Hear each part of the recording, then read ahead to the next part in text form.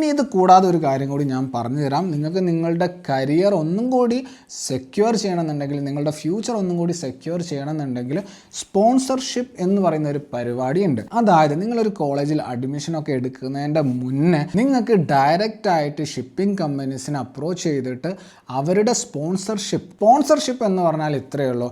നിങ്ങൾ അഡ്മിഷനൊക്കെ എടുത്ത് കോളേജിൽ നിന്ന് പാസ് ഔട്ട് ആയി കഴിഞ്ഞു കഴിഞ്ഞാൽ ഞങ്ങളുടെ കമ്പനിയിൽ നിങ്ങൾക്ക് ട്രെയിനിങ്ങിനും കാഡറ്റ്ഷിപ്പും ചെയ്യാൻ വേണ്ടിയിട്ട് ഒരു ജോബ് പ്രോമിസ് ചെയ്യുന്നതും ഗ്യാരണ്ടി ചെയ്യുന്നതുമാണ് സ്പോൺസർഷിപ്പ് എന്ന് പറയുന്നത്. സോ നിങ്ങൾ കോളേജിൽ ചേരുന്നതിൻ്റെ മുന്നേ, ഫീസൊക്കെ അടക്കുന്നതിന് മുന്നേ നിങ്ങൾക്ക് എന്ത് ചെയ്യാൻ പറ്റും? നിങ്ങൾക്ക് ടോപ്പ് ഷിപ്പിംഗ് കമ്പനീസിലേക്ക് സ്പോൺസർഷിപ്പിന് വേണ്ടിയിട്ട് അപ്ലൈ ചെയ്യാൻ വേണ്ടി പറ്റും. സോ നിങ്ങൾ ടോപ്പ് ഷിപ്പിംഗ് കമ്പനീസിനെ ചെക്കൗട്ട് ചെയ്യുക, അവർ അപ്ലിക്കേഷൻ സ്വീകരിക്കുന്നുണ്ടോ എന്ന് നോക്കുക, എന്നിട്ട് അപ്ലൈ ചെയ്യുക. നോർമലി അവർ ടെസ്റ്റ് കണ്ടക്ട് ചെയ്യും, പിന്നെ ഇൻ്റർവ്യൂ ഒക്കെ ഉണ്ടാവും, എന്നിട്ടാണ് അവർ സ്പോൺസർഷിപ്പ് ഒക്കെ തരിക. അങ്ങനെയാണെങ്കിൽ നിങ്ങൾക്ക് സ്പോൺസർഷിപ്പ് കിട്ടിക്കഴിഞ്ഞിട്ടുണ്ടെങ്കിൽ നിങ്ങളുടെ ഫ്യൂച്ചർ സെക്യൂറായി, നിങ്ങൾക്ക് ജോബിനെ പറ്റി ടെൻഷൻ അടിക്കേണ്ട കാര്യമില്ല, നിങ്ങളുടെ കരിയറും ഫ്യൂച്ചറും സെറ്റായി.